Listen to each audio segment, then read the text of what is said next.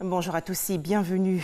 Pour commencer, les actions de la Première Dame de Côte d'Ivoire en faveur des jeunes enfants souffrant de sténose caustique, maladie endommageant l'œsophage. Ces enfants sont internés à l'hôpital Mère-Enfant dans la commune de Bingerville et pris en charge gratuitement par la Fondation Children of Africa.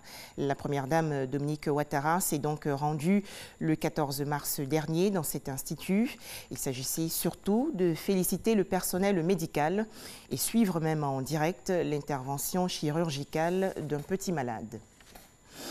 La Côte d'Ivoire à l'école de la Turquie en matière de santé publique. Des techniciens du ministère ivoirien de la santé et de l'hygiène publique sont à Istanbul, une grande ville de la Turquie. Objectif, établir un partenariat avec des professionnels turcs exerçant dans les traitements en radiothérapie, cardiologie et transplantation d'organes. Des précisions de Hamza Diaby.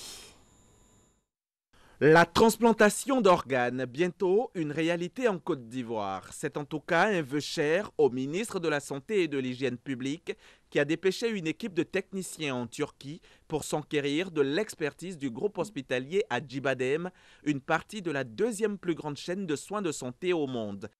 We have been doing liver and kidney transplantations since. En matière de la transplantation rénale et hépatique, nous les effectuons depuis 30 ans, donc nous avons l'expérience là-dessus.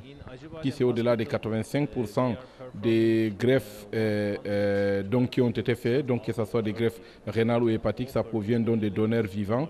Ce qui situe vraiment la Turquie, globalement parlant, premier en matière de la greffe hépatique et puis deuxième en matière de la greffe rénale. Donc avec toutes ces expériences, nous sommes très prêts de partager notre expérience avec la République de Côte d'Ivoire. Après l'exposé d'une dizaine de spécialistes dans divers domaines et la visite en plusieurs jours de quelques hôpitaux parmi la quarantaine que compte le groupe à travers toute la Turquie, la délégation ivoirienne est frappée par les locaux, les équipements et l'expertise du groupe hospitalier. Établir une convention, un partenariat avec Acibadem dans le cadre de la formation des acteurs de la lutte contre le cancer du centre de radiothérapie, aussi bien en radiothérapie mais qu'en oncologie médicale aussi, serait profitable pour notre pays.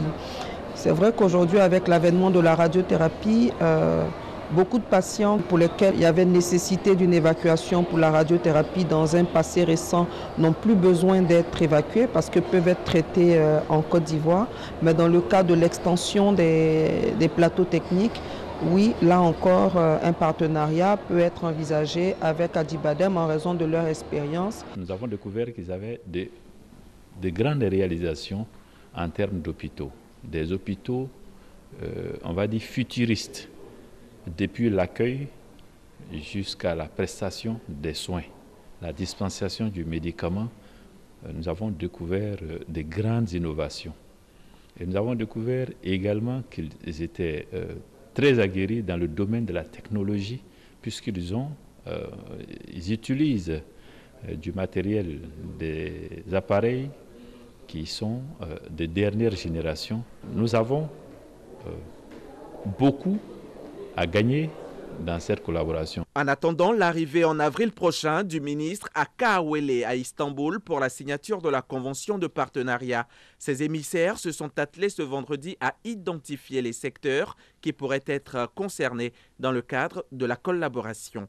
Acibadem est aussi spécialisé entre autres en radiation oncologie, en neurochirurgie, en urologie et en hématologie et greffe de moelle osseuse. Retour en Côte d'Ivoire en images. Des dirigeants de petites et moyennes entreprises ont bénéficié récemment d'une formation initiée par l'agence Côte d'Ivoire PME. Cette rencontre dénommée Masterclass vise à renforcer les capacités des petites et moyennes entreprises en matière de techniques de réduction des coûts logistiques à l'exportation. Direction à présent la République démocratique du Congo. Après le Parlement et les assemblées provinciales, le Front commun pour le Congo est donné largement vainqueur des sénatoriales organisées hier, vendredi 15 mars. La plateforme de l'ex-président Joseph Kabila raflerait la majorité des sièges, y compris dans les bastions de la coalition au pouvoir. En France, les Gilets jaunes ne lâchent pas prise. Environ 4 mois après la naissance de ce mouvement de contestation, les Gilets jaunes misent aujourd'hui, samedi 16 mars, sur un regain de mobilisation pour leur 18e journée à battre le pavé. Cet acte est intitulé l'ultimatum par ses initiateurs et son épicentre devrait se situer à Paris, la capitale. Enfin, attentat en Nouvelle-Zélande, Brenton Harrison Tarrant, le ressortissant australien âgé de 28 ans, soupçonné d'avoir tué 49 personnes dans 2 mosquées de Christchurch hier, a été inculpé pour meurtre aujourd'hui par un tribunal. Les 2 cibles du tireur étaient la mosquée Al-Nour dans le centre-ville, où 41 personnes ont péri, et une seconde en banlieue, à Linwood, où 7 personnes sont mortes. Une 49e victime a succombé à l'hôpital. Merci de nous avoir suivis.